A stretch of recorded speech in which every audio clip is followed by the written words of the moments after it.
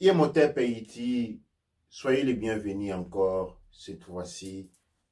En cette fin de semaine, sur la plateforme de Hors du temps et de l'espace. Aujourd'hui, dans Hors du temps et de l'espace, nous allons continuer sur le sujet que nous avons commencé dans les Rao et Tepou d'hier. Et je commence par saluer tous ceux qui nous rejoignent de nouveau sur cette plateforme encore et qui nous rejoignent chaque jour. Aujourd'hui, nous allons continuer dans l'année de la prophétie de la libération, de ceux qui ont subi une injustice. Eh bien, nous avons hier introduit l'ère de Garvey, l'ère de Garvey correspondant à l'année 133. Nous sommes allés en extinction pour essayer d'y rendre compréhensible, dans un premier temps, l'importance pour nous d'avoir un point de référence. Souvent, nous avons été fait présenter les temps comme un processus de temps qui s'écoule. Mais en réalité, la chronologie temporelle n'est pas un instrument qui mesure ou qui observe les temps qui s'écoulent, mais c'est une mesure, c'est un instrument de mesure des civilisations. Et en tant qu'instrument de mesure de civilisation, il est nécessaire qu'il y ait des points de référence. C'est comme ça, quand vous regardez dans le monde lécoderme, vous voyez voir qu'il y a des calendriers qui se succèdent. Aujourd'hui, nous avons le calendrier grégorien. Avant, il y avait le calendrier fabien, il y avait le calendrier romain, et ainsi de suite. Les Japonais ont un calendrier différent, qui aussi est fait par rapport aux points de référence bien déterminés. Ainsi, les Japonais, ainsi le monde arabe. Dans le monde Kush Kamit Congo, quel est notre calendrier? Eh bien, nous avons un calendrier qui regorge des temps anciens, que nous appelons le calendrier kémétique, qui aujourd'hui présente l'année 6255. C'est Mataroui. Ce calendrier a pour référence ce qu'on appelle Kemet antique. Mais nous avons présenté une conception différente. La conception qui en fait porte à une temporalisation, c'est-à-dire à fixer un point de référence par rapport à l'écoulement des temps qui correspond à un réveil kémétique. Eh bien, l'année a été prise en référence à la naissance de deux personnalités qui, étrangement, naissent dans la même année. C'est l'année, en se référant au monde grégorien, 1887. L'année 1887 est une année exceptionnelle. Souvenez-vous que 1887 vient exactement 2 ans après la conférence de Berlin, où le corps de Hausa a été divisé en 14 parties, représentées par les 14 nations, les 14 puissances coloniales, qui se partagent les termes modernes. 2 ans après, nous avons la naissance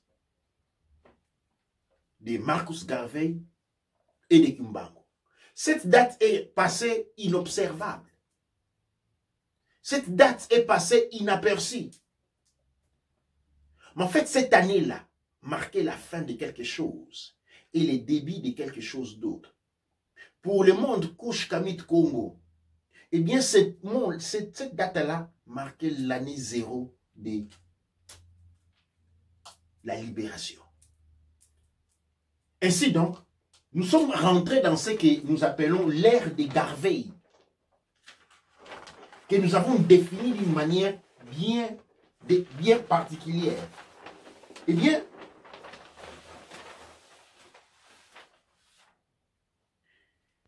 1887 représente pour nous l'année 1 de Garvey, de l'ère de Garvey. Et nous allons voir comment nous pouvons comprendre cela, comment nous pouvons appréhender tout cela. Elle représente pour nous ce que nous appelons Ground Zero, des codes. Alors, quand vous regardez les mots lécoderme, vous avez trouvé à l'intérieur les mots codes. Et pour pouvoir sortir de ces mondes-là, nous devons faire ce qu'on appelle une reverse engineering, une ingénierie à l'envers. Nous devons donc passer à nous décoder. Alors, ce processus ici est intéressant parce que nous devons dans un premier temps comprendre comment recalculer nos dates de naissance. C'est quoi calculer sa date de naissance? Eh bien, ce n'est pas une activité censée distraire ou apporter quelque chose d'irrégulier, mais plutôt de quelque chose de bien particulier. Nous situer dans le temps et dans l'espace. Nous devons nous situer dans le temps et l'espace. Et ici,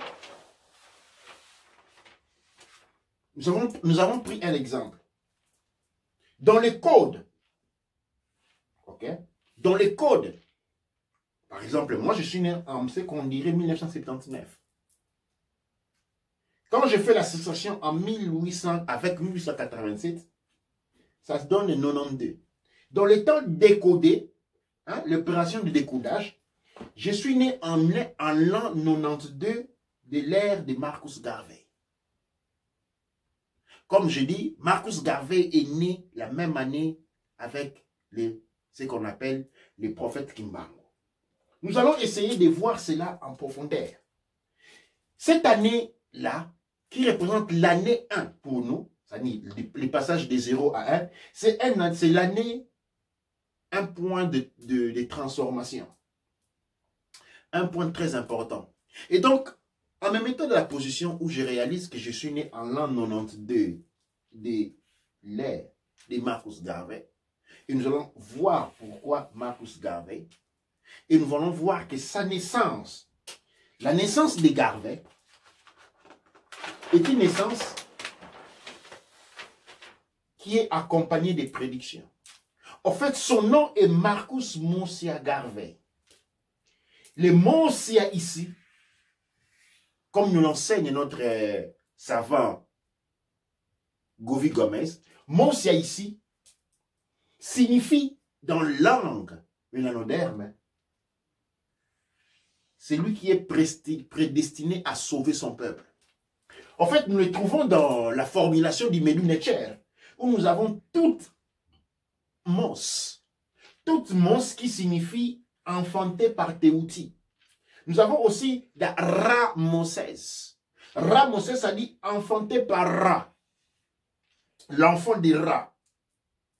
Et ce nom-là va subir une falsification avec l'époque hébraïque qui va porter à la naissance de Moïse. Mais il y a une confrontation, une forme de situations étranges entre Moïse et les Messies. En fait, Moïse et Messie, ce sont des mots qui sortent des Mosiah. Alors, dans les langues mélanodermes, de la tradition Kouch-Kamit Congo, quand on dit Mosiah, c'est quelqu'un qui est prédestiné à libérer son peuple. C'est-à-dire, avec la naissance de Garvey, nous avons la naissance, nous avons le départ de l'ère de la libération. Et l'ère de la libération est chevauchée par Marcus Garvey. Marcus Garvey, Marcus, ce nom-là, c'est le nom pris de l'impérateur Marco Aurelio, l'impérateur romain qui lui s'était mis, c'est-à-dire il était en train de combattre l'esclavagisme déjà à cette époque-là remonte.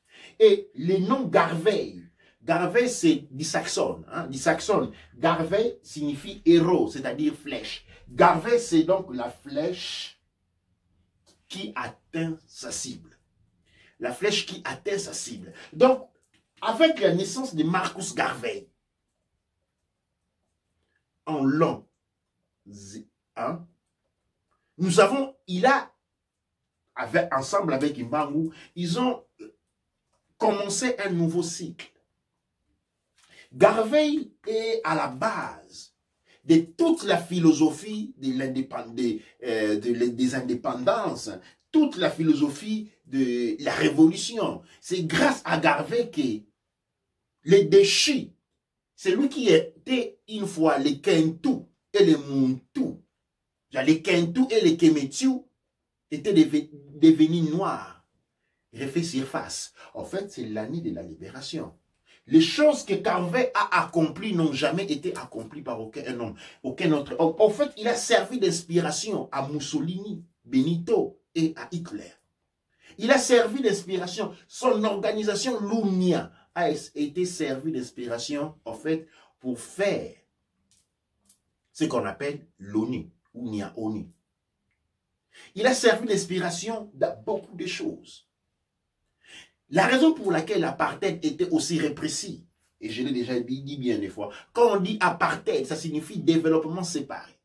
L'apartheid n'était pas une question de l'Afrique du Sud, mais toute l'Afrique, le développement, c'est-à-dire une division, la Caroline du Nord, Caroline du Sud aux États-Unis. Même les États-Unis étaient en apartheid et encore en apartheid parce qu'il y a un plan de développement différent pour les Noirs et pour les Blancs. C'est ça l'apartheid. Toute l'Afrique était en apartheid. Mais la situation de l'Afrique du Sud était particulièrement importante. La répression était sauvage et agressive. Pourquoi? Parce que l'Afrique du Sud était en contact avec l'organisation des Garveys. Et les premiers Garveyites en Afrique, en fait, sont de l'Afrique du Sud. Et donc, c'est pourquoi les colons ont fait une répression.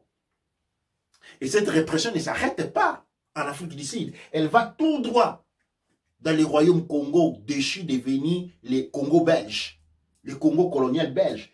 Et c'est grâce à ce qu'on appelle des Negro World. Les Negro World étaient le journal de l'organisation de Marcus Garvey qui est arrivé partout dans le monde et qui a été à la base de toutes les révolutions que nous avons vues, tous les mouvements de libération qui a été vu en Afrique, notamment les mouvements Kimbangu avec Mfumu Kimbangu, né de l'inspiration de Marcus Garvey.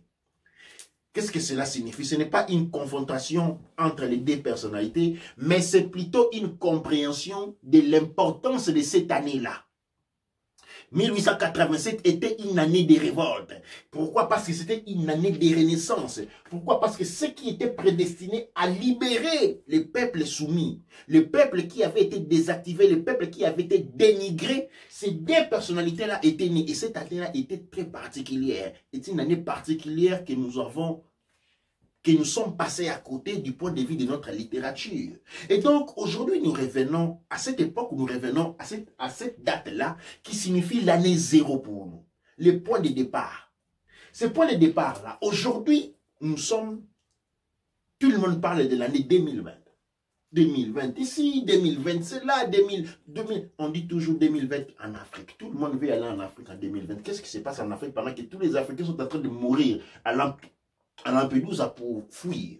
Tous, est-ce que je peux aller au Canada? Il faut trouver le moyen d'aller aux États-Unis. Tous sont en mettre pendant que tout le monde est en train d'aller en Afrique. Qu'est-ce qui se passe en Afrique? Eh bien, la réponse nous vient d'ici exactement. L'année 133. Les 33 correspond au Christ, avec K, Christ. Les Christ, c'est quoi? HR, je pense l'avoir estimé. Nous avons affaire avec Héru. Hein? Quand vous écrivez Christ, il sort de l'acronyme HR. Et HR, cet acronyme-là, c'est un acronyme qui vient exactement de Héru. Si je vais trouver le moyen de retrouver ça ici, ça revient de Héru. HR signifie Héru. La même acronyme que vous avez pour Héru, c'est la même acronyme que l'on a pour hours, c'est-à-dire les heures. HR est l'acronyme, les voilà. HR donne Christ, HR, donne Héru, HR, donne heure, HR. Héru, les 33, vous savez, dans l'histoire du Christ, on vous parle toujours du 33. Mort en 33. Il est resté sous la terre pendant 3 jours. Pendant 3 jours. Ces 3-là très significatifs. Les 3 signifient, et j'ai démontré que le Christ n'est autre qu'Héru. Et là où les religions révélées vous parlent de la mort de Christ, ce n'est pas vraiment, il ne perd pas la vie, mais c'est Héru qui avait perdu la vie parce qu'il avait été troué par Seth, son oncle. Et Héru va aller consulter Théouti, la connaissance, pour recouvrir la vie. Et il recouvre la vie dans un état après 3 jours. Et c'est-à-dire, nous sommes dans l'année 133. C'est-à-dire, ça signifie quoi? Nous avons perdu la vie. La vie. Et ce qui s'appelle être dénigré. Nous avons été dénigrés en perte, nous avons perdu toute valeur. Cette valeur-là est traduite par la vie. Et dans l'année 133 de Marcus Garvey, eh bien, nous avons le retour de la vie. Notre vie s'ouvre. Et ici, là, nous avons une manière différente de pouvoir mesurer le temps, correspondant à la naissance de Garvey. Nous allons essayer encore d'aller, de sauter en besogne. Vous voyez, il y a beaucoup de travail qui a été réalisé ici. L'autre, nous avons déjà vu hier. Nous allons essayer de sauter en besogne pour revenir ici. Et ici, nous sommes passés en parlant des grandes zéros. Et nous avons vu les calculs de décodage. Nous sommes passés par ici et je vois que nous arrivons ici. Toujours. 1887, c'est les codes. Décoder, c'est l'année 1 pour nous. Eh bien, nous avons grande zéro, c'est-à-dire les points de départ avec Mbango. Qui Mbango? Nous avons les qui de l'énergie divine, l'énergie des vies, l'énergie de la libération. Nous avons le Mba, l'effet qui maintient ensemble l'existence, c'est-à-dire l'énergie du monde virtuel que nous vivons. Et nous avons les Ngu, c'est-à-dire les Mba ici, les qui maintient les mondes ensemble, correspond exactement au Kepera. Au Kepera qui est une combinaison entre Shu et Tefnut. Les mondes de la dualité. Les Ngu, nous avons l'origine, les sources du pouvoir qui maintient à vie. Eh bien, nous avons ici les Ngu, hein, les premiers êtres dotés du pouvoir. La première femme, l'Ngu, l'Ngwadi, la première femme qui lui donne naissance, qui est venue avant l'œuf ou la poule. Eh bien, c'est pas la poule vient avant parce que la première femme, l'Ngu, est dotée de ce que nous appelons la parthénogenèse. La parthénogenèse, c'est le pouvoir à pouvoir créer la vie indépendamment de la dualité entre Shu et Tefnut. La parthénogenèse, l'Ngu, vient avant la dualité entre Shu et Tefnut. Et ce qui fait que l'Ngu ici est en mesure de créer la vie. Et donc nous avons les Kimbangu qui naît ici, qui sont des événements très importants. Nous devons comprendre cela pour pouvoir être en mesure d'embrasser le nouveau monde qui est en train de se dénouer devant nous. Et ces éléments sont d'une compréhension capitale. Voyons voir qu'est-ce qui nous réserve la fiche suivante. Nous avons ici affaire avec ce que j'appellerais moi, les divins jumeaux. Nous avons l'année de la Code 1887. Et ici, nous avons deux personnalités. Nous avons Mosia, c'est-à-dire celui qui a été envoyé, celui dont la naissance avait été non prédit, pratiquement prédit, destiné à la libération du peuple, les mélanodermes. Et nous avons les Kimbangu qui, lui, naît avec la parthénogenèse, c'est-à-dire le pouvoir de créer la vie. Cette année-là est passée sous cafouillage. On nous a parlé des choses qui n'avaient pas beaucoup de sens. Mais maintenant, nous avons le pouvoir de pouvoir étudier cela avec notre propre capacité. Eh bien, nous voyons ici les libérateurs divins qui naissent et qui correspondent à l'an 1. Vous voyez, ce qui est important ici, dans le christianisme, on commence à compter à partir de après Jésus.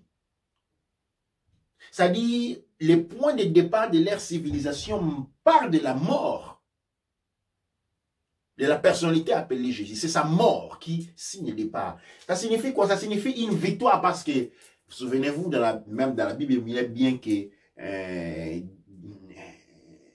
d'Irothée, l'on parle toujours du Christ à la naissance avec les cheveux, les cotons, des cheveux de coton. C'est-à-dire, c'est avec la mort du Christ noir. C'est-à-dire, avec la destruction des héros que leur civilisation commence. Mais ici, dans le monde Kushkamit Kongo, où nous célébrons la vie, nous ne pouvons pas compter les temps à partir de la mort de Kimbangu. Nous ne pouvons pas compter les temps à partir de la mort de Gorvé, mais bien si avec leur naissance, signe de la vie. Et donc, à partir de leur naissance, nous avons l'année 0 qui commence. Parce que Garvey dit quelque chose que je vais répéter ici. Il dit, il a compris que les pièges qui avaient été mis devant lui, il ne pouvait pas les éviter. Mais il dit, vous ne tuez qu'un seul Garvey. Nombreux sont destinés à venir. La même pensée, un Kimbangu a été arrêté et éliminé. Mais nombreux sont ceux qui devraient venir après. Et c'est pourquoi il fallait grouiller les pistes de manière à ce qu'ils ne se retrouvent pas. Et donc, la compréhension de l'année 1, l'année 0, le grand 0, a été cachée, a été fait de manière à ce qu'ils ne comprennent pas. Cette année-là lance un point, une spirale, un point, l'année 0, grand 0, et l'année 0 de l'ère de Marcus Garvey, ou de l'ère de Kimbangu, nous pouvons dire, commence à tournoyer. à tournoyer. À tournoyer, et nous sommes ici à l'année 133, qui a un point de réflexion en partant des points d'origine, en tentant une droite, c'est-à-dire, nous sommes ici, l'année 103 est une année particulière. C'est une année où nous nous trouvons à manière de nous réfléchir en 1887. C'est-à-dire, cette réflexion-là, cette ligne droite-là, donne la possibilité aux ces énergies incarnées, les énergies incarnées dans cette époque-là, de pouvoir descendre directement ici. De pouvoir directement, parfois réfléchir, de descendre complètement ici. Et donc nous sommes l'année c'est l'année du miracle, c'est l'année de la libération. C'est l'année où les enfants arc-en-ciel sont en train de naître. Parce qu'en traversant ces différentes couches, ils traversent tous les rayonnements du spectre de lumière. Ce n'est pas les arcs-en-ciel avec 7 couleurs, mais je vous parle des arcs-en-ciel avec 144 couleurs. 144 couleurs différentes. Eh bien, se retrouve à ces points. C'est pourquoi cette année, c'est une année particulière. Et c'est la raison pour laquelle tout le monde est en train de foncer en Afrique. Tout le monde est en train de foncer en Afrique. Mais les Kentu, les Kemetu devenus homme noir, c'est-à-dire celui qui est en train de dormir, celui qui a été dénigré, lui est en train de s'échapper de la mer. C'est le seul endroit où tout le monde est en train d'aller. Qu'est-ce que l'on va prendre en Afrique? Eh bien, on est en train de mettre la main sur l'énergie de la résurrection, comme je l'ai dit hier. Cette énergie-là est un champ électromagnétique, c'est-à-dire, elle est capable d'être captée par nos corps directement, comme elle peut être captée par des éléments, des instruments électromagnétiques, que toutes les armées anglaises, américaines sont en train d'installer en Afrique. Ils veillent dérouter cette énergie-là. Mais cette bataille-là est déjà perdue de l'avance. Mais pour que cela soit vrai, pour que la prophétie puisse devenir une réalité, et qu'en puisse enfin, à partir d'ici, nous commençons à marcher vers la reconstruction de ces Mataroui, c'est-à-dire les États-Unis d'Afrique, qui a été déjà créé par Menchu Hotep, eh bien, nous devons comprendre la procession des temps. Nous devons fixer un autre temps propre. Nous devons sortir de l'état garanti qui nous est donné par les systèmes d'esclavage, les systèmes des malades. Cette année ici, c'est l'année des héros.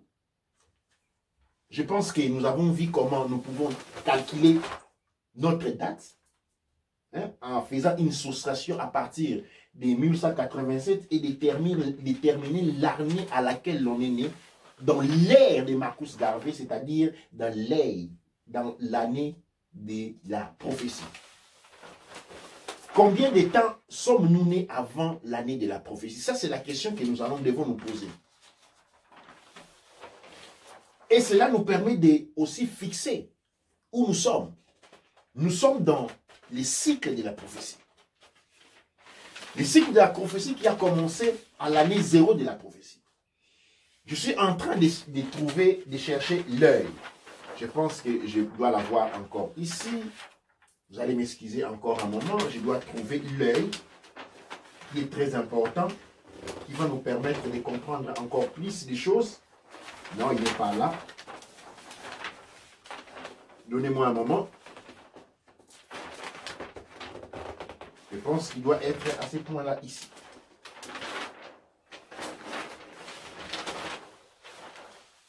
Eh bien, voici le symbolisme de cette année. Et ce symbolisme, l'œil des héros, comme je l'expliquais, symbolise la résurrection, c'est-à-dire la résurrection en termes des héros qui recouvrent la vie. Ça signifie quoi, héros qui recouvre la vie? C'est héros qui n'est plus un noir, c'est héros qui n'est plus un nègre, c'est héros qui est maintenant une Kentu et une Kemetu. Cet œil-là est composé de 5 facteurs. Composé ici, nous avons l'odorat, nous avons la vie, nous avons la pensée en tant qu'essence. La pensée est l'habilité, la possibilité, donne la possibilité, l'habilité de courber l'espace et le temps.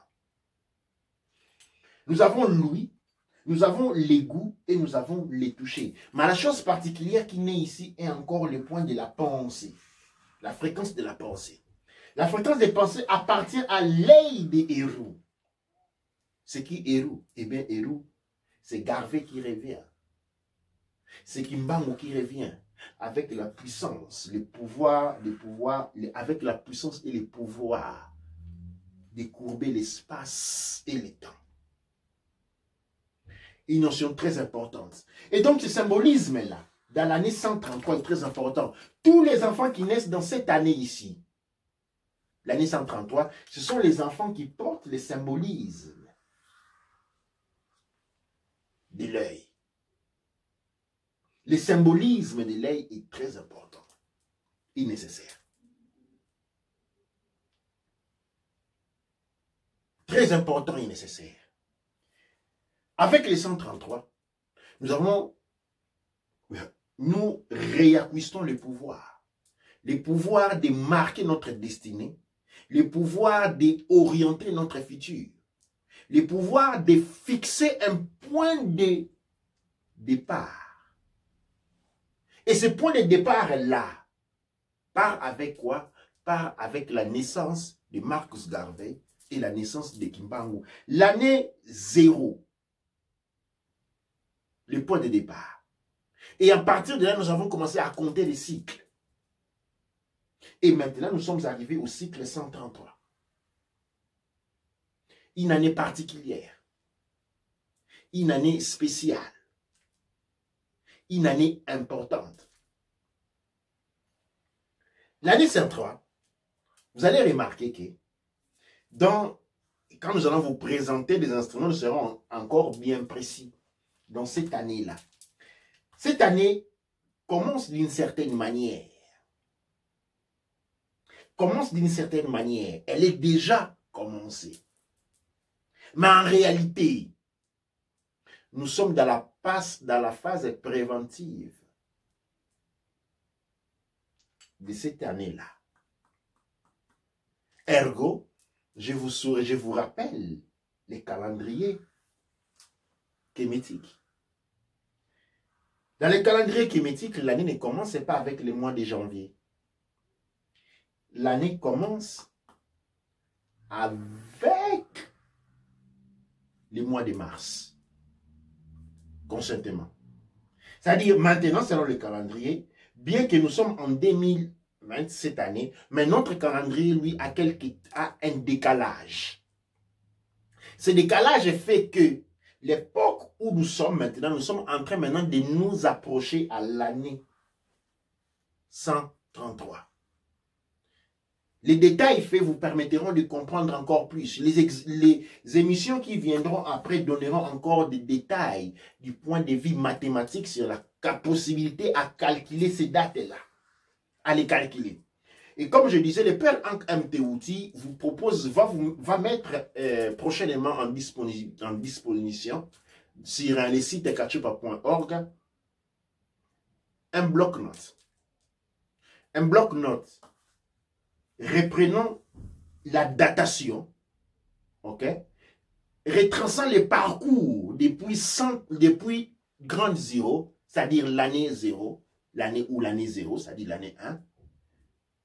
Après la naissance de Garvey Kimbangu, elle va retracer certains événements qui vont les expliquer d'une autre manière, parce qu'en considérant ces calendriers-là, ou cette comptabilité chronologique civilisatrice, l'on commence à comprendre beaucoup de choses.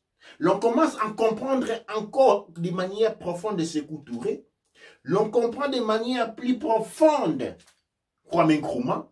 On comprend de manière encore plus profonde Lumumba et bien d'autres personnalités.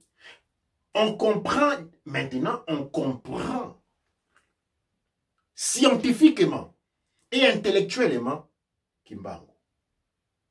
Et l'on se détache des affiliations pseudo-religieuses associées à une élite de libération pour en faire une histoire propre des religions. L'objectif, ce n'était pas religiosiser le peuple qui était déjà religieux. Le peuple était religieux, il n'y avait rien. Les peuples Kouch-Kamit Congo est le peuple le plus religieux. La religion dans le sens du rapport avec la source. Nous l'avons. Parce que nous précédons tous les autres peuples de 180 000 ans. Nous précédons les Lécodermes de 180 000 ans. C'était plutôt la libération. Et Kimbangu comme Garvey se sont élevés comme ceux qui sont nés pour libérer et non pour créer des mouvements religieux. Cependant, la religiosité appliquée est très importante. Elle est un instrument à utiliser parce que c'est un point de communion de la psychologie Kush-Kamit Congo. Pourquoi? Parce que la psychologie Kush-Kamit Congo est une psychologie initiatique. Qu'est-ce que cela je veux dire? Le modèle de vie du peuple mélanoderme est un modèle de vie initiatique. Ça signifie quoi, initiation? L'initiation, ce n'est pas un moment. Je vais me faire initier dans un village. Bien que cela est pratiqué, c'est un défaut de compréhension. L'initiation, ce n'est pas un moment. L'initiation, c'est un processus qui commence dès les premiers jours de la naissance jusqu'à sa propre mort, parce que, où on se détache du corps physique, parce que cela constitue aussi une initiation. Donc l'initiation, c'est un modèle de vie. Ce n'est pas un moment. Et le modèle de vie Kush-Kamit Congo est un modèle de vie initiatique. C'est à travers ce modèle initiatique que nous voyageons à travers le temps et l'espace. C'est à travers ces voyages que l'incident de la perte de la vie s'était produit. Et avec la perte de la vie, il y a eu interruption. Interruption. Nous avons vécu dans les sillages des autres. Nous avons vécu comme un non-vivant. Mais cette problématique-là a été résolue avec la naissance de Garvey et de Kimbangu. Parce que les libérateurs, l'énergie de la libération s'était manifestée. Une fois que cette énergie-là s'était manifestée, ok? Une fois que cette énergie s'était manifestée, eh bien, elle devait continuer. Elle a continué. Elle s'est propagée jusqu'à atteindre la prophétie, les 133. Les 133 correspondent à la prophétie parce que les 33 représentent la vie des héros qui est repris.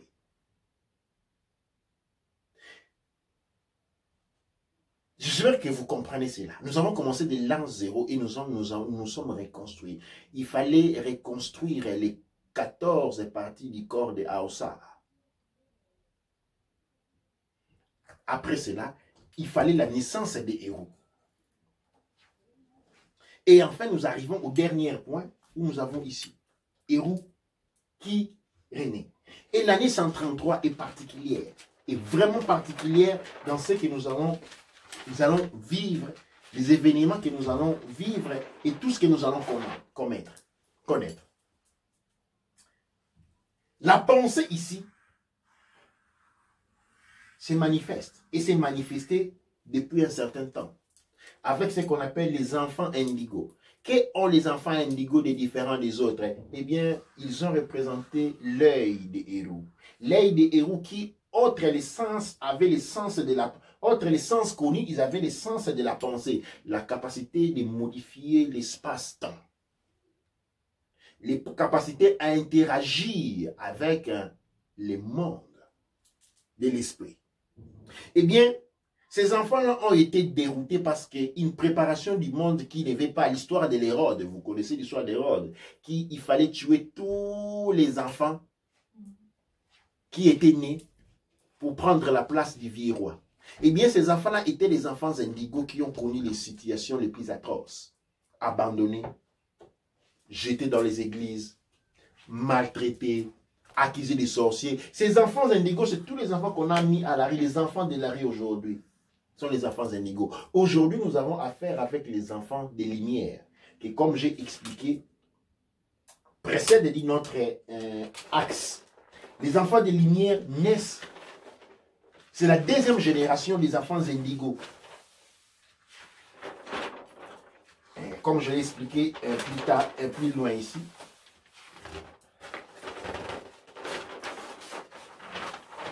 Les enfants indigos naissent sur cet axe-là. 133 reconnectent les points d'origine. Et ici, nous avons la manifestation de la prophétie. Parce qu'il y a les 33 qui se répètent. Les 33 qui se répètent, qui signifie l'ouverture de l'œil. L'ouverture de l'œil nous permet d'être des voyants, de voir le monde pour ce qu'il est réellement. Et donc, voici la présentation que nous avons eue aujourd'hui, c'est la présentation que nous avons préparée pour vous dans Hors des temps et de l'espace. Et nous allons avoir sur les plateaux notre moutin Mbiku qui va intervenir aussi pour apporter plus d'éléments et peut-être répondre aux questions qui sont imposées et les commentaires. Douane.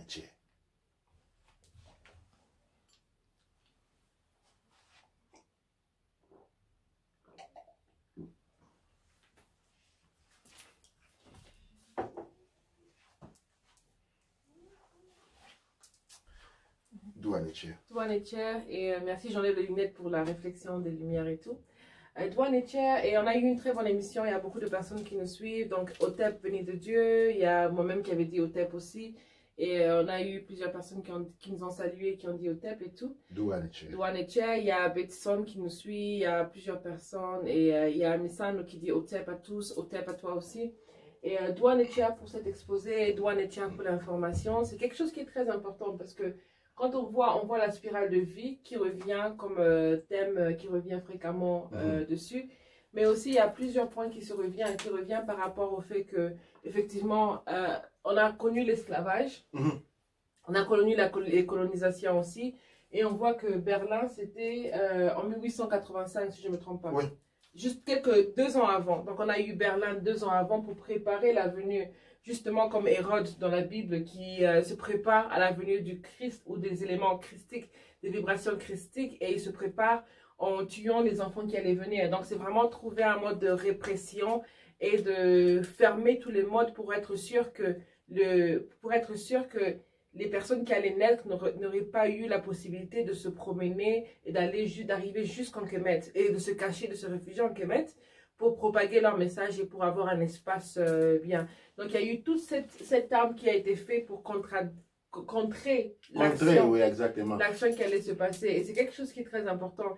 Mais en plus aussi, on a aussi eu les guerres qui ont débouché après 1887.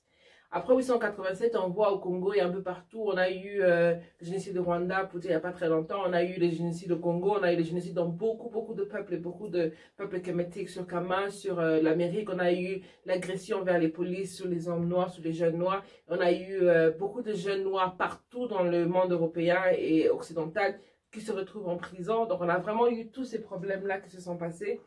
Mais en général, le point le plus important à retenir de ci, c'est que justement, c'est comme on dit, c'est parce qu'on sait qu'il y a des éléments qui reviennent, qui se recyclent pour venir achever le combat, comme on dit, pour venir achever la libération. Parce que ce n'est pas un combat dans le sens où on parle d'un combat armé ou une guerre, mais plutôt c'est un renversement d'énergie. Un renversement d'énergie. En fait, je me rappelais, après 1887, c'est quand les choses commencent à devenir très têtes. Pourquoi? Parce que, comme Hérode, il fallait tuer toute possibilité, des nouveaux royaumes, des retours du monde Kouch-Kamit Congo. Et souvent, on se pose la question, est-ce que l'Europe va tomber?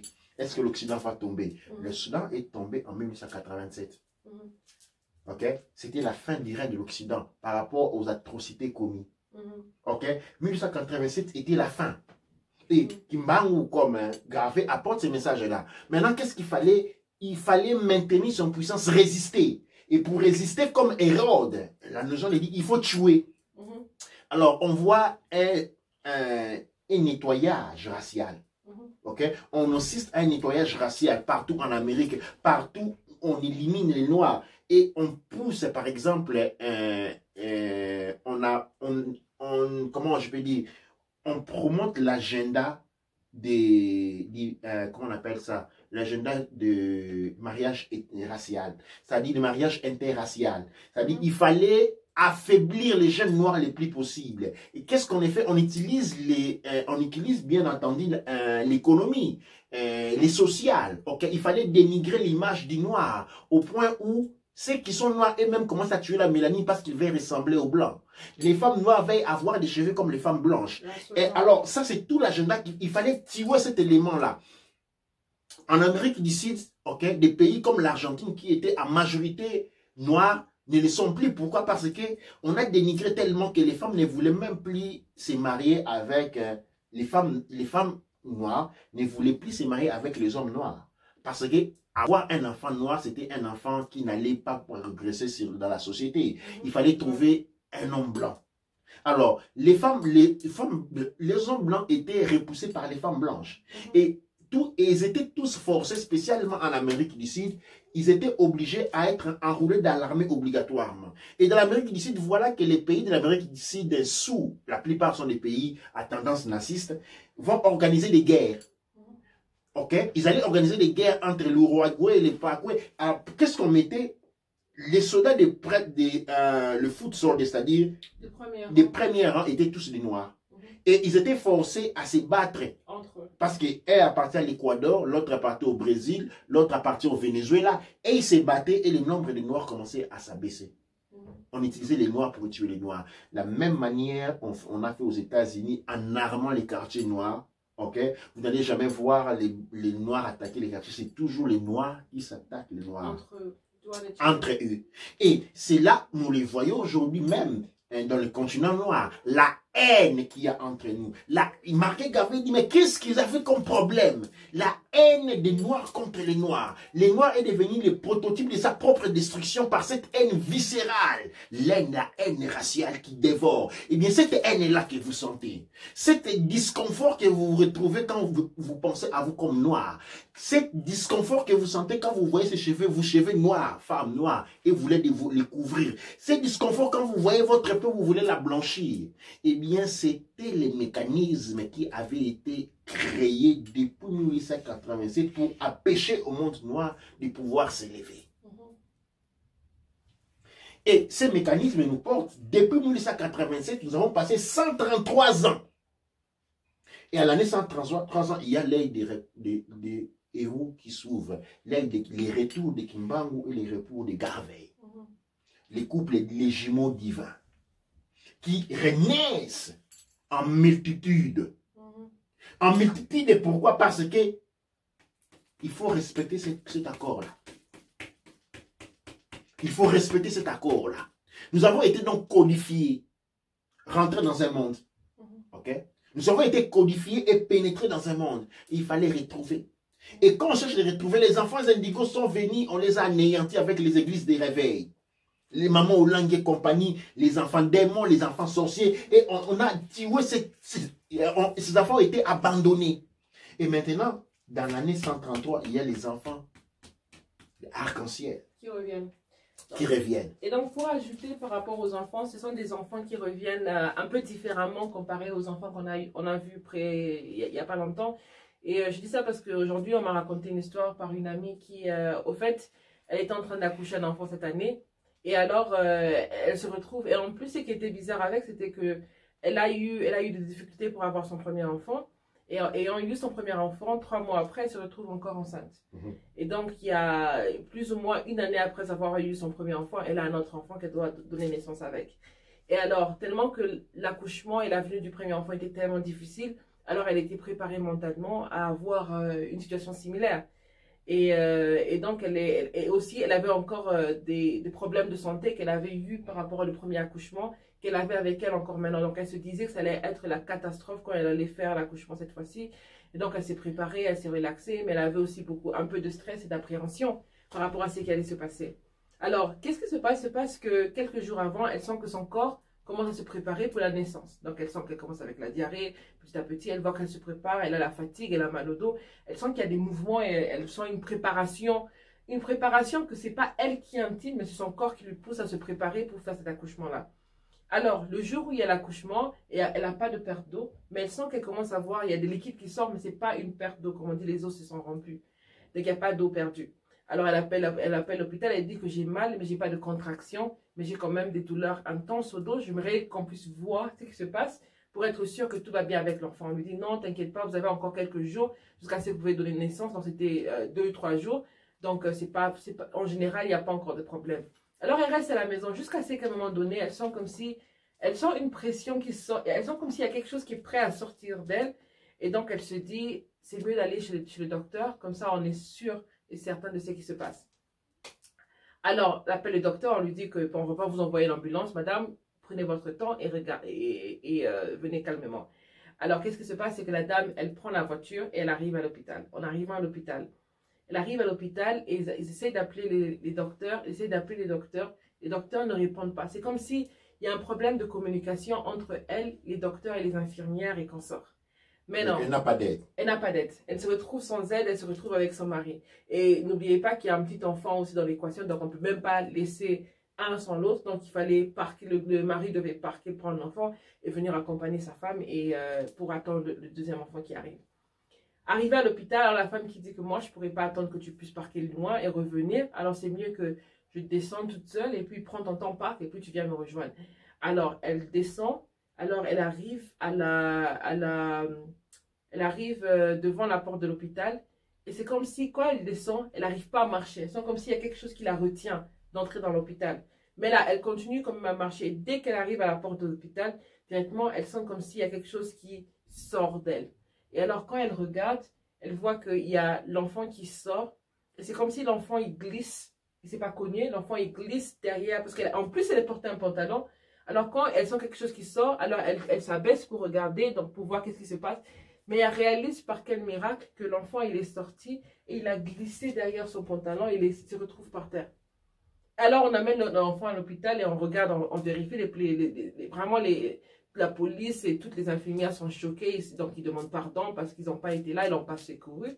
Elle a appelé plusieurs fois. Mais on arrive, on vérifie, on voit que l'enfant est bien. Mais alors, qu'est-ce qu'elle ressent, c'est que quand l'enfant est né, alors elle a paniqué, mais elle a pris le bébé dans ses bras, elle a pris le bébé nu, donc c'est comme si elle a accouché toute seule debout, dans quelques secondes, sans douleur, quoi que ce soit. Alors elle prend le bébé dans ses bras, et dès qu'elle prend le bébé commence à pleurer, il lance son cri, et commence à respirer correctement. Pendant que le premier bébé qui est né avec beaucoup d'assistance a eu des problèmes de respiration, mais celle qui est pratiquement descendue toute seule, eh bien, elle a eu cette force-là, elle a continué. Alors, ce qu'elle raconte, c'était que non seulement avant la naissance, mais elle a eu beaucoup de rêves qui lui demandaient de se préparer pour cet enfant. Mais aussi, arrivé chez les docteurs ne comprenaient pas qu'est-ce qui se passe. Et le sentiment qu'elle a eu, c'est comme si ce bébé voulait cacher sa naissance absolument.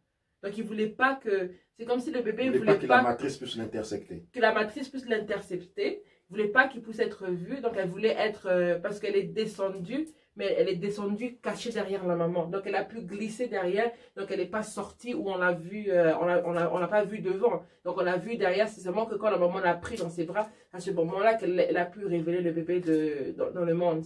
Et donc, pour elle, c'était un choc et elle est encore en train de se remettre. Mais l'enfant, il est en bonne santé. Mais c'est un enfant qui a préparé sa naissance tout seul. C'est l'accouchement qui s'est fait tout seul. Parce qu'elle m'a dit, franchement, et c'est une personne qui a déjà donné naissance. Donc, elle sait la différence. Et aussi, ce n'est pas une personne qui a 18, 20 ans. Donc, c'est une femme qui a plus de 30 ans. Et alors, elle se dit que franchement, pour cet accouchement, c'est l'enfant qui s'est accouché tout seul. Parce que moi, je n'ai pas connu de douleur, je n'ai pas dû pousser. Mais même quand moi, je pensais que j'étais en train de juste faire pipi ou quelque chose comme ça. Et l'enfant, il est sorti directement. Et oui, et ça, ce sont les enfants arc-en-ciel, les enfants qui sont en train de venir dans ce nouveau cycle. Et heureusement que nous avons la communauté Couche-Kami de Congo, nous avons une civilisation qui réparte et nous sommes préparés dans cette année à recevoir tous ces enfants. Nous sommes préparés à les recueillir, nous sommes préparés à les guider, nous sommes préparés à les entraîner, nous sommes préparés à les accepter pour ce qu'ils sont, c'est-à-dire les êtres qui ont déjà tracé leur chemin. Qui ont tracé leur chemin et qui ont le pouvoir et l'habilité à courber les temps et l'espace.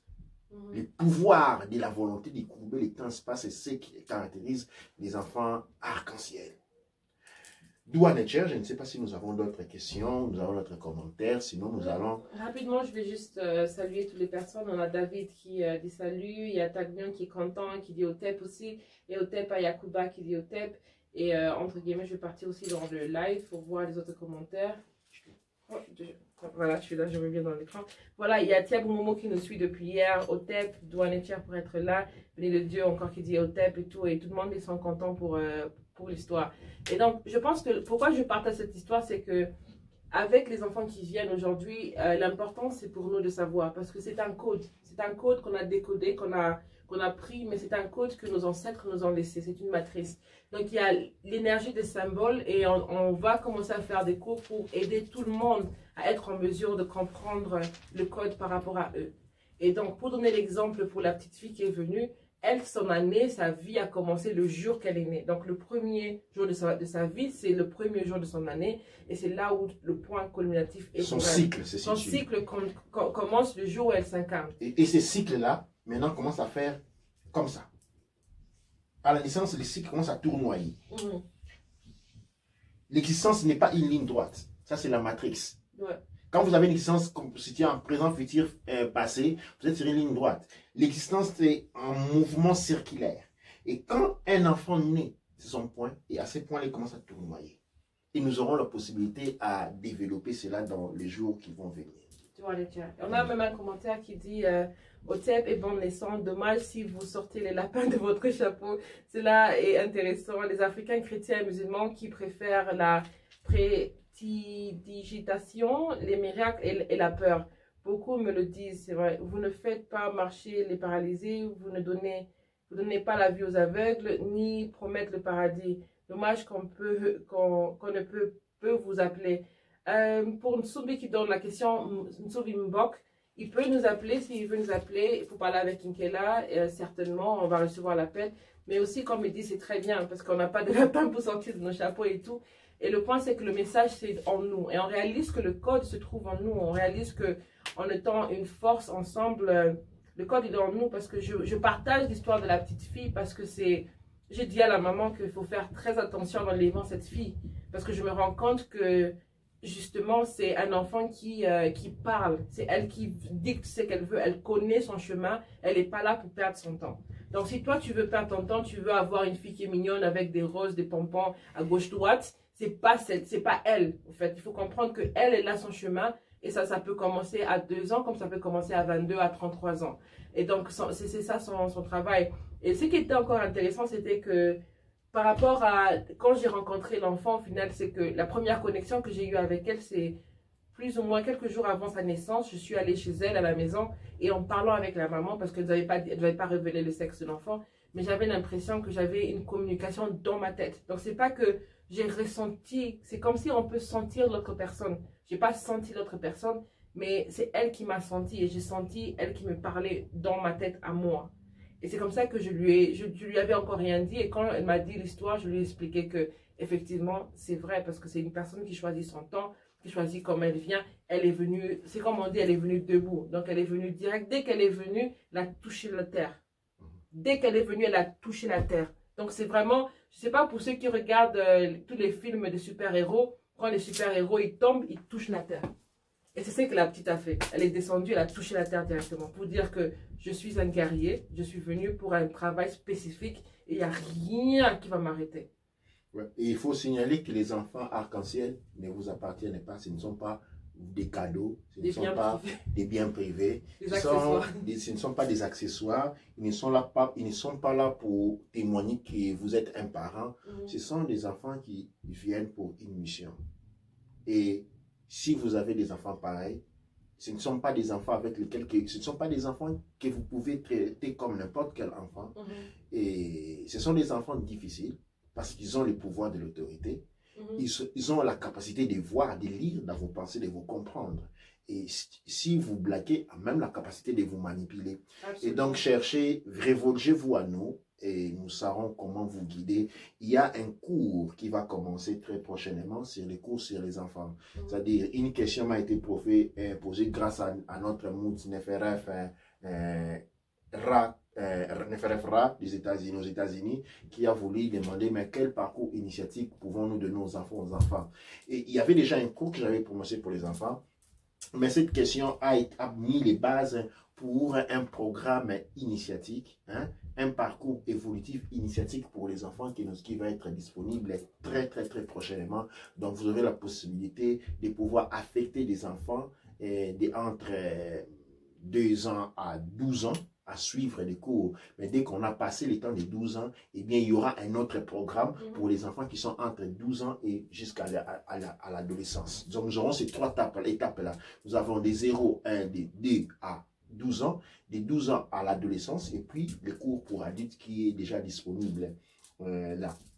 Nous avons lancé l'académie, c'est-à-dire ce que vous appelez le Couche Kamit Congo, chez Taout Nature X, c'est-à-dire les cours de la philosophie Couche Kamit Congo. Nous allons lancer les cours Ratef Naket Semataroui, c'est-à-dire les cours de l'étude politique, de l'histoire politique, l'histoire de la résistance. Et cette histoire de résistance se base aussi sur 1886.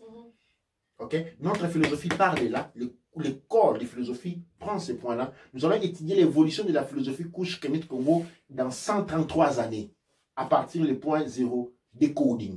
Okay? Nous allons étudier l'histoire de l'évolution politique, l'histoire politique, en se basant à partir de 1987 jusqu'à aujourd'hui. C'est ce que nous allons offrir de manière très importante, et nous allons aussi lancer une radio. Parce que souvent, comme vous voyez sur Facebook, nous sommes en train de suivre, nous sommes très bloqués. Très bloqués. Et il y a déjà un projet qui était là depuis un certain temps, c'est de créer une plateforme radio qui va nous permettre d'avoir plus d'autonomie, de ne pas toujours être bloqués. Et nous avons commencé cette plateforme, et nous avons un problème au niveau des techniciens. Nous avons besoin du niveau de la communauté. S'il y a quelqu'un, je veux juste un appel spontané, s'il y a quelqu'un qui a les connaissances de la capacité de mettre ensemble un radio internet.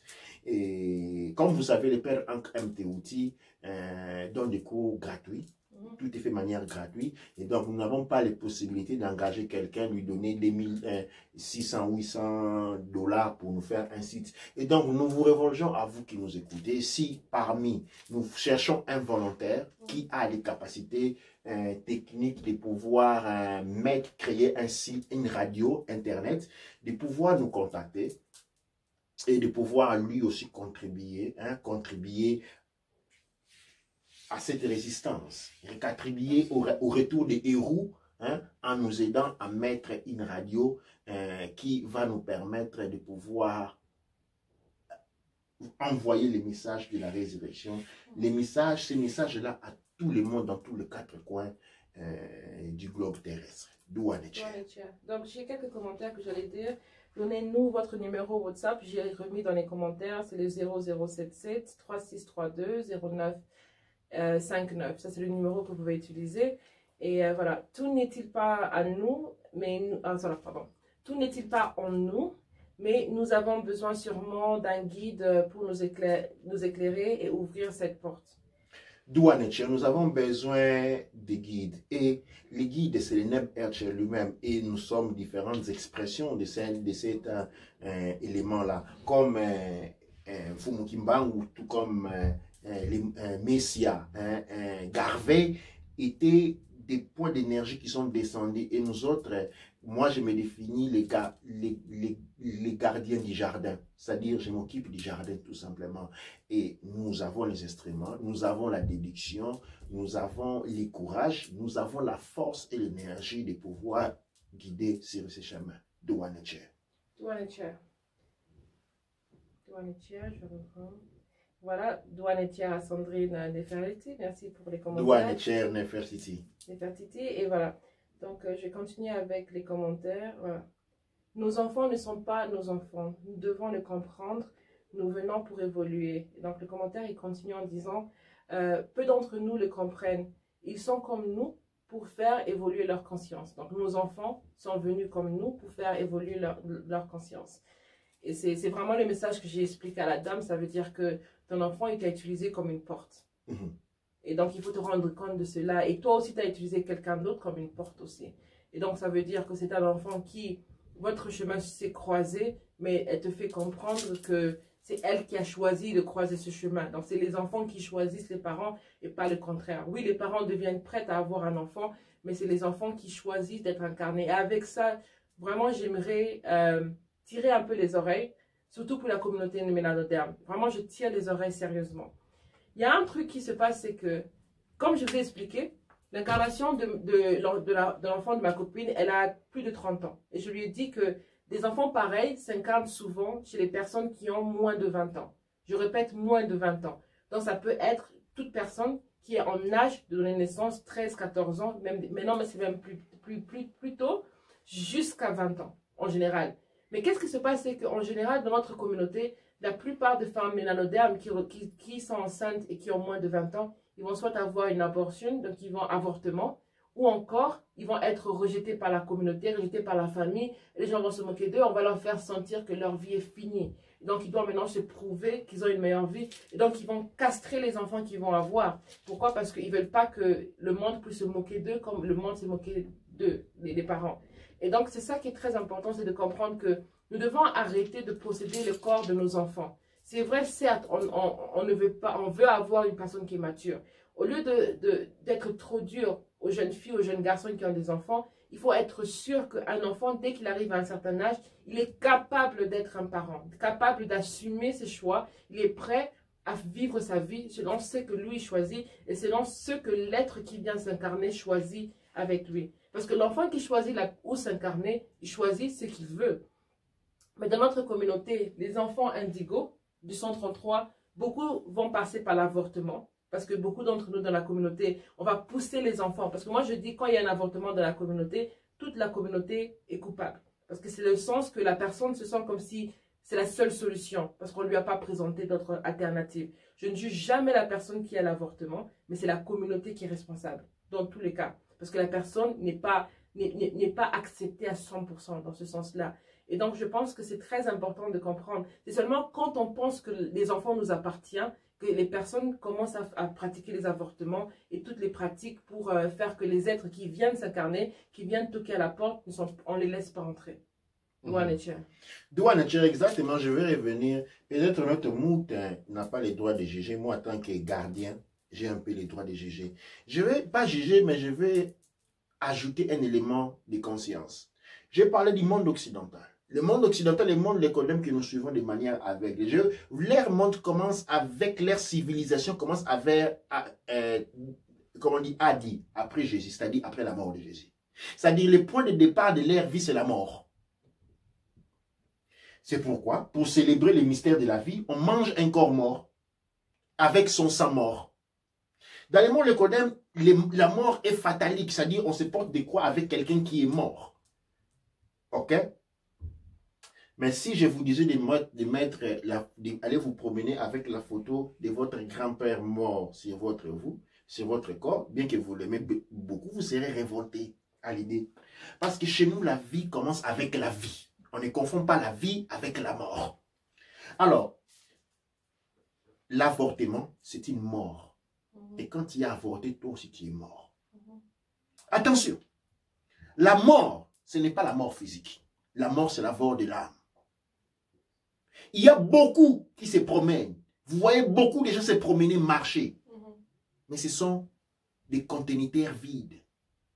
Il n'y a pas la vie. Parce que le corps physique n'est pas en vie. C'est l'âme qui apporte la vie. Et quand l'âme est une mère qui tue une vie en elle, cette vie qu'elle tue en elle, c'était un acte de, comment on appelle? C'est pas un assassinat, c'est un suicide. L'avortement est un suicide. Parce que dès de l'avortement, quand on avorte, on se tue soi-même. L'avortement est un suicide. Et les personnes qui corroborent à un avortement sont coupables d'homicide. Maintenant, ne vous excitez pas trop. C'est une question culturelle, je l'ai bien fixée. Dans le monde occidental, la civilisation commence avec la mort de Jésus-Christ, qui était un noir. Hein? Christ, ok? Symboliquement, il ne s'agit pas d'une vraie, mais symboliquement, il s'agit de la mort qu'on utilise comme point de départ de notre vie. Dans notre civilisation, ici, notre ère Gavé commence avec la naissance des Gavé, avec la naissance des Kimbangu, et non avec l'ère mort. Il faut faire cette différence substantiellement importante. Et une communauté qui se met coupable d'une mort, c'est une communauté qui se déconnecte de notre propre réalité. Notre propre réalité célèbre la vie de n'importe quelle manière où elle se présente.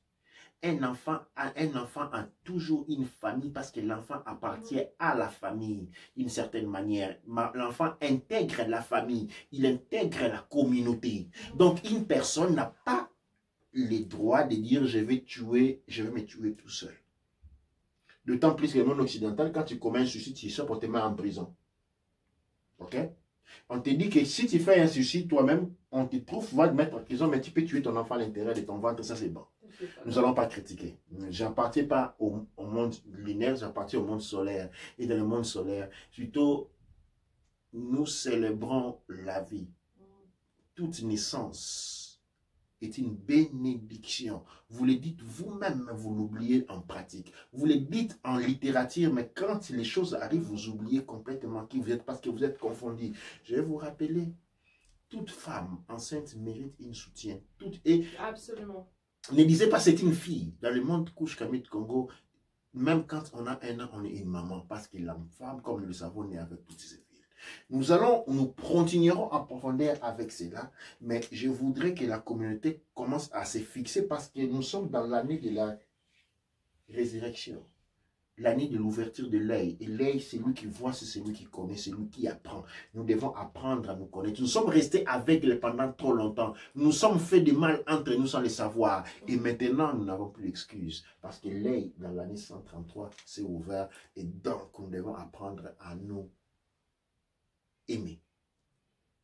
Nous devons apprendre à nous aimer. L'amour, pour ceux qui vont célébrer Saint-Valentin aujourd'hui, qui n'a rien à voir avec nous, nous sommes dans la résurrection, ce n'est pas dans l'amour que nous sommes. L'amour, c'est quoi? L'amour, ce n'est pas ce que vous pensez. L'amour, ce n'est pas la passion. La couleur de l'amour, ce n'est pas le rouge, mais c'est le bleu. L'amour, c'est les connaissances. L'amour, c'est les savoirs. On ne peut pas aimer ce que l'on ne connaît pas. L'amour, c'est la plus haute forme d'intelligence qui existe. Un homme intelligent, c'est un homme avec beaucoup d'amour. Mais l'intelligence ici a caractère culturel. L'infatuation vers une autre personne naît tout simplement d'un déréglage hormonal, physiologique. C'est pourquoi on dit on tombe amoureux. Ce n'est pas de l'amour. Ce n'est pas de l'amour. L'amour, c'est l'intelligence. L'amour, c'est l'intelligence culturelle, c'est la disponibilité du cœur, mais la disponibilité du cœur naît de notre degré de conscience. Et donc, l'amour, c'est la conscience. Et qui a la conscience au plus haut niveau de sa culture est une personne avec beaucoup d'amour dans le cœur. Doua Necher, Doua Amon Ra, Doua Nem Ercher. Voilà, Doua Necher, je suis juste en train de répondre à certains commentaires. Et on a eu aussi le commentaire de Mbok qui dit est-ce qu'on pourrait, au lieu de faire une radio, de faire une web télévision? Doua Necher, je me trouve avec les bras ouverts, mon frère Mbok, et j'ai lancé une idée. Pourquoi l'idée de la radio est née? Tout simplement parce qu'on a remarqué qu'on est beaucoup bloqué et que la technologie de l'Internet n'étant pas disponible en Afrique, parce que c'est notre peuple qu'on veut sauver. Et souvent, quand on fait des vidéos sur YouTube, les gens n'ont pas la disponibilité à pouvoir regarder les vidéos comme celui-ci. Ok? La plupart des peuples pour lesquels nous les faisons n'auront pas la possibilité de les voir parce que l'Internet coûte cher. Et c'est seulement une très forte minorité de gens qui ont accès à Internet en Afrique. Alors, comment nous allons résoudre à la première note? On dit, ok, quelle est la technologie qui est disponible? Et même quand on est en plein forum, on peut les voir. On a dit, c'est la radio. Alors, on a dit, alors si comme nous visons les gens qui sont au fond du village, la radio était la meilleure chose. Mais ouvert à toutes les solutions possibles. Nous avons besoin de nous et des autres. Nous sortirons de cette situation avec lui en étant coude à coude. Et donc, s'il faut lancer une télévision, nous sommes disponibles à cela. Et tout autre, je ne suis pas un accro de technologie, mais nous avons beaucoup de jeunes qui sont accros de la technologie, qui peuvent avoir des solutions que moi, je ne peux même pas imaginer. Et nous avons besoin de tous ces enfants indigos qui sont là, ceux qui se sont sauvés, qui sont maîtres en technologie, maîtres en ceci, nous avons besoin de vous. Et les enfants arc-en-ciel sont encore tout petits, ils sont encore tout petits, mais les enfants indigo et tous ces gens qui sont capables, nous avons besoin de vous pour pouvoir atteindre tout le monde. Et au niveau de l'académie, nous avons une formation, nous avons une tenue, la tenue Caneb, que vous pouvez voir bien là. C'est-à-dire notre mout, c'est une mout qui est Caneb, est du père en MT outil. Et vous avez une très jolie tenue de Caneb qui est la couleur verte. Quand on va à Levier Baneb, on a la couleur bleue. Okay? Et donc voilà ce que nous vous présentons. Je vous remercie. Je pense que nous avons quelques mots pour la fin. Je pense que pour les questions, j'ai plus ou moins lu la plupart des questions. Et Douane et Tiens, pour ceux qui nous suivent, il y avait un commentaire qui demandait c'est quoi le topic et le sujet de cette émission. Tous les topics se trouvent à l'entête de chaque émission que nous faisons. Donc, vous pouvez relire, vous pouvez revoir. Et aussi, il y aura aussi la diffusion sur YouTube. Parce que je me rends compte que, surtout hier, on a eu un problème où on a eu un afflux de beaucoup de personnes. Donc, on est passé de quelque chose comme une trentaine ou quarantaine de personnes habituelles. Et on est allé jusqu'à la 160 personnes au même moment. Et ça fait qu'on a eu plus ou moins une interruption aussi de l'Internet qui était que c'était vraiment difficile pour que tout le monde puisse voir le message. Mais heureusement, tout a été filmé. Donc, on filme avec 2 caméras. On a la caméra live sur Facebook. Maintenant aussi le live on filme aussi pour faire un live plus tard ou pour relancer l'émission plus tard sur YouTube. Et donc, si vous voulez voir le live sur YouTube, parce que YouTube, c'est normalement plus stable que Facebook, eh bien, il faut juste nous aider à avoir la page à plus de 1000 likes ou 1000 abonnés sur la page. Et comment ça va nous aider à avoir le live régulièrement et les gens pourront avoir toutes ces informations-là. Nous sommes à combien? À 850 si je ne me trompe pas. 850. Donc si vous divisez, vous partagez beaucoup, nous arrivons à 1000. À partir de 1000 inscrits, nous aurons donc la possibilité de faire les lives directement sur YouTube au lieu de passer par Facebook. Ça, c'est une partagez, parlez-en. Nous sommes des millions de couches Kamit Congo. Ce n'est pas possible que nous ayons seulement 500, 850. Sur Facebook, nous avons 16 000, 15 000 personnes. J'invite tous ces 15 000 personnes-là d'aller aussi nous chercher sur Facebook, sur YouTube. Comme ça, si nous avons 15 000 personnes sur YouTube, eh bien, nous aurons la possibilité de faire beaucoup plus d'avantages. Voilà, et je pense que je prends aussi l'opportunité pour annoncer, parce que comme vous voyez, j'ai le vêtement vert, ça veut dire que je mets un Caneb et j'ai été un Caneb pendant très longtemps et j'ai le vêtement finalement, je suis contente. Et en même temps, ça veut dire que pour l'instant, maintenant, je vais aussi lancer un cours en tant que Caneb. Donc, le point avec l'académie, c'est que toutes les personnes qui suivent, du moment qu'on arrive au Caneb, on a la possibilité de faire plusieurs choses. D'abord, pour ceux qui sont ici, il y a ceux qui font des cours, ceux qui font des pages où ils créent. Vraiment, ils continuent à travailler dans leurs travaux. Pour moi, c'était plus facile parce qu'avec la société Mbikoudi, j'étais déjà plus ou moins Caneb dans le sens où je travaillais déjà pour la communauté, pour trouver des solutions, pour retrouver l'identité et aussi la fierté kémétique, couche kamétique ou noire. Et en même temps, il y a d'autres qui travaillent différemment. Donc, d'autres Caneb, ce qui veut dire les personnes qui ont suivi tous les cours gratuits. Il y a un par exemple, ou plusieurs à Kinshasa, au Congo et sur Lomé. On a Lomé, Togo, on a Bénin et à Kinshasa. Donc, ce sont des personnes qui ont pris sur eux-mêmes d'avoir des groupes de discussion locales. Ils ont créé d'autres groupes. Parce que nous grandissons à travers nous formons par groupe, c'est-à-dire l'accompagnement à travers les Pautinetérou, depuis l'apprenti maître artisan Medjay, au Caneb, au Baneb, est fait par groupe. Et donc, il y a partout sur Rekama des gens qui ont pris là en tant que Caneb. Nous leur avons donné le titre de Caneb honoraire parce qu'ils ont mérité cela et ils ont créé leur propre groupe. Ils ont demandé l'autorisation de pouvoir enseigner. Et comme pour enseigner, il faut être Caneb, et nous leur avons donné les titres de Caneb honoraire. Et ce qui est très important avec ça, et c'est très important aussi à retenir, c'est que avec ça permet aussi d'aller au-delà de certains problèmes qu'on a, comme par exemple la connexion. Donc ça veut dire que tous les Caneb honoraires ou les Caneb ont créé un groupe, ce qui fait que si une personne a une meilleure connexion, ils sont en mesure de partager les informations entre eux, ou une personne peut faire le download et les autres peuvent utiliser. Donc ça, c'est une manière. La deuxième manière, c'est, comme j'ai expliqué, avec beaucoup d'échanges, de créer des produits naturels, de trouver vraiment une optique qui est plus sur nous, mais aussi, c'est de fabriquer aussi les pierres. La plupart de tout ce que vous voyez, les bijoux et tout, ça fait partie d'un projet qui est parti avec Atiopa, mais aussi en collaboration avec Mbikoudi pour créer la plupart de bijoux que vous trouvez. Vraiment de développer, d'écouter ce que vous dites. Il faut vraiment donner des feedbacks parce qu'on utilise vos feedbacks pour trouver un modèle. Parce que je me rappelle, il y avait un des feedbacks qui était que les personnes voulaient avoir un attache différent. Et dans les derniers qu'on a proposés, on a eu un attache qui était un peu plus beau et aussi plus différent par rapport au feedback qu'on a reçu de la communauté. Donc il y a ça. Et puis il y a un autre Caneb aussi qui je pense aussi est déjà un baba. Baneb, qui est déjà un Baneb aussi, Manchiotep. Et lui, ce qu'il fait, c'est qu'il est en train de travailler pour créer des parfums incorporés avec des pierres. Donc lui, il travaille il est plus ancré sur la compréhension des pierres.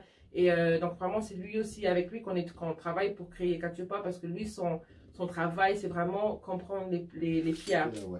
C'est-à-dire, qu'est-ce qu'il fait? Il crée des parfums à base des huiles qui seront très prochainement disponibles sur Cachopa, en utilisant la science des minéraux. Ouais. Pratiquement, on irradie l'énergie des minéraux, dont des huiles, ok? Et puis ces huiles-là sont utilisées pour mettre dans le corps comme parfum. Par exemple, pour ceux qui sont dans les affaires, ceux qui sont dans l'entrepreneuriat, ce qui attire un élément de la prospérité, c'est par exemple l'or. Eh bien, il y a un parfum dont les huiles ont été baignées dans de l'or. Maintenant, pendant 6 mois, de 6 mois à une année. Maintenant, cette huile-là, une fois qu'il est pris, il a la radiation de l'or avec soi. Et l'or, c'est un élément qui désigne la prospérité. Et quand on a ces parfums, ça c'est des parfums spéciaux pour les hommes dans les entreprises qui sont dans l'entrepreneuriat, eh bien, on attrait ce que l'on est. Et quand on est en train de vibrer du point de vue de son parfum avec l'or, eh bien, on est en train d'attraire les énergies de la prospérité. Ce sont des choses que vous aurez prochainement sur cachopa.org. Mais aussi, j'allais signaler un élément très important, c'est le monde de l'entrepreneuriat.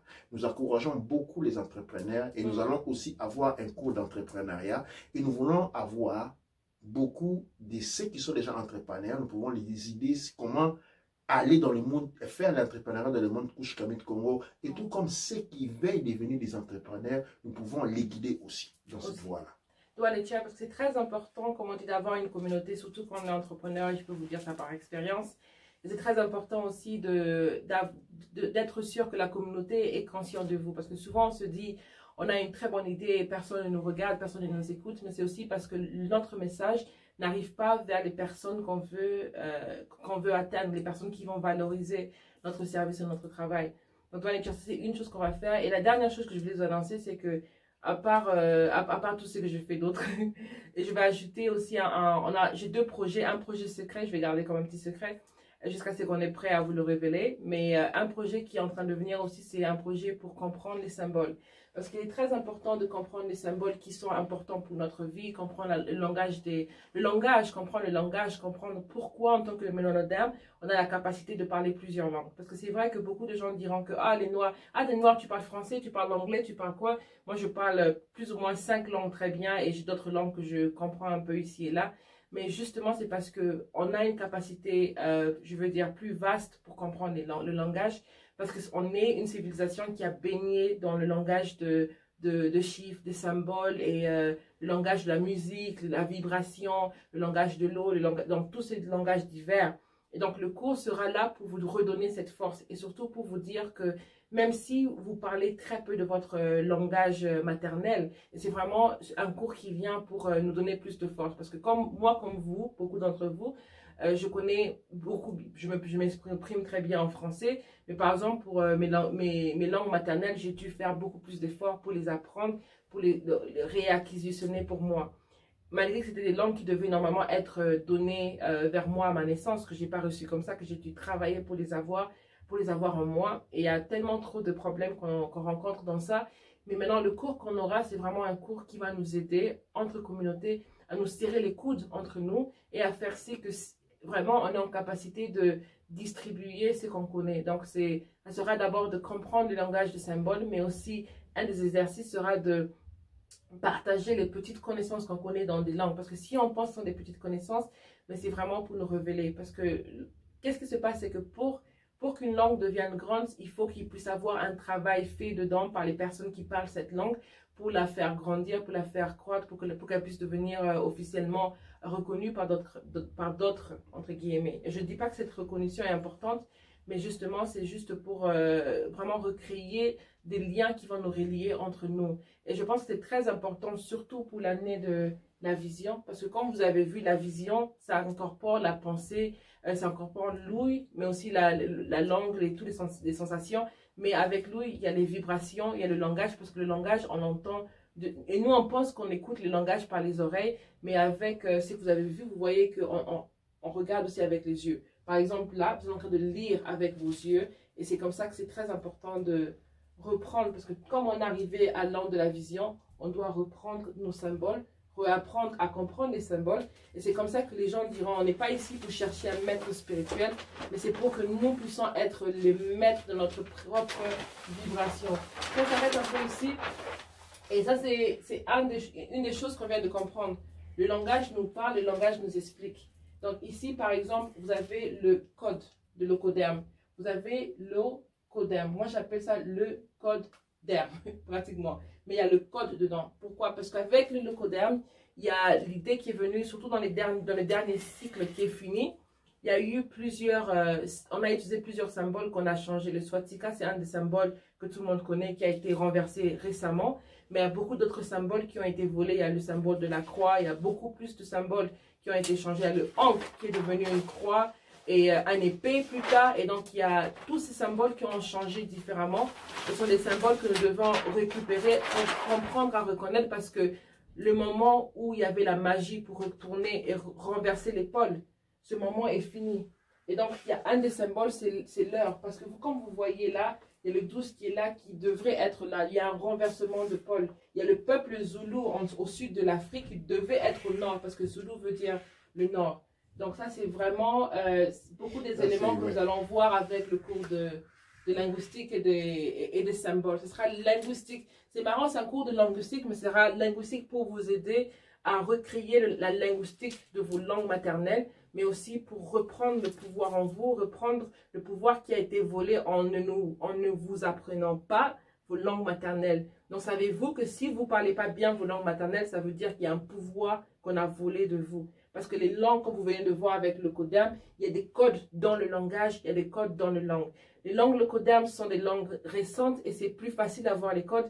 Mais les langues plus anciennes ont des codes plus forts. Ils ont des énergies et des vibrations plus élevées parce qu'elles ont été créées différemment. La langue française, c'est une langue créée dans un laboratoire, comme la langue anglaise, qui sont des langues pour contrôler le peuple. Pendant que les langues anciennes, c'était des langues de communication pour passer sa vibration. C'est comme on dit au TEP, que la paix qui est en moi arrive vers toi. Toi, Netcher. Doua Netcher, nous sommes arrivés à la fin. Je pense que vous avez beaucoup aimé. Et nous allons dire les mots de la fin. Et avant de nous laisser, nous allons mettre l'hymne national. L'hymne qui avait été choisi par Garvey quand les États-Unis d'Afrique, Sematawi, avaient été créés. Nous sommes en 1921 aux États-Unis, dans les États-Unis d'Afrique. Cet hymne a été chanté à l'époque, est une poésie dont j'ai réécrit, j'ai changé des paroles, et avec notre Kaneb Neb Kaou qui est à Bruxelles, et qui est un puissant internet, disons, s'occupe du monde de la musique, et avec un autre Mpangi qui est un musicien, et bien cet hymne a été rechanté. Nous sommes repris cet élément qui a été perdu depuis 1921 et nous l'avons retrouvé aujourd'hui en l'année 133 de l'ère de Marcus Garvey. Et donc cet hymne est une hymne importante, c'est une hymne à la cohésion, c'est l'hymne qui parle du Dieu de l'Éthiopie, qui parle des combats, qui parle du peuple Zoulou, qui parle des efforts que nous devons remplir, que nous devons réaliser, qui parle de la victoire qui est certaine, qui parle du drapeau que vous avez derrière moi, les rouges, les noirs et les verts, dont les rouges représentent la connexion aux ancêtres, la connexion à tous ces mondes-là, la connexion qui s'est ouverte avec l'année 133, les noirs qui représentent le travail, la conscience, la concentration, et les verts qui signifient la victoire, donc qui est garantie par ce travail. Vraiment, c'est une question qui a été posée, c'est celui où la voix. Il va être, prochainement, il va être disponible. Nous avons donné la possibilité de les décharger. Le lyrique a été déjà, il est déjà présent. Nous allons vous donner la possibilité de pouvoir l'écouter, de pouvoir apprendre, de pouvoir la chanter. Mais encore très important aussi, apprendre les drapeaux qui sera très prochainement possible sur Kachopa. Chacun de nous, dans cette année 133, doit acheter ces drapeaux-là. N'allez pas donner de l'argent à Amazon, encore une fois. Attendez si vous aurez la possibilité de les voir directement sur kachopa.org. Si la régie est prête, nous allons vous saluer, mais avant cela, nous allons écouter notre chanson.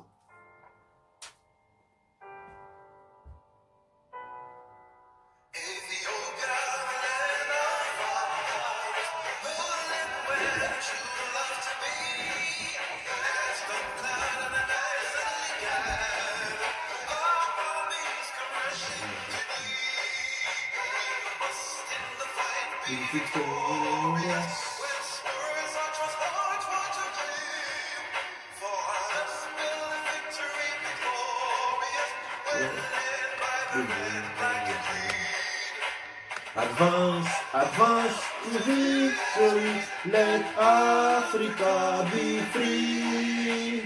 Advance to meet the foe, advance to meet the foe. With the might of the red, the black and the green. With the might of the red, the black and the green.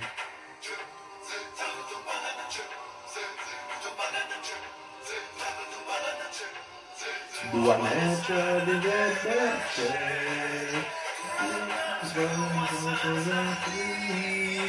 The kids are the gift to the side. See the people will know to be.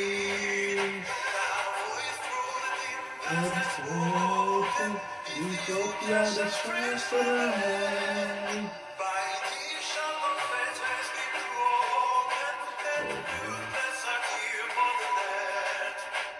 Advance, advance to victory, let Africa be free. Advance to meet the foe, advance to meet the foe. With the might of the black and the green. With the might of the red, the black and the green. Toi, Winter.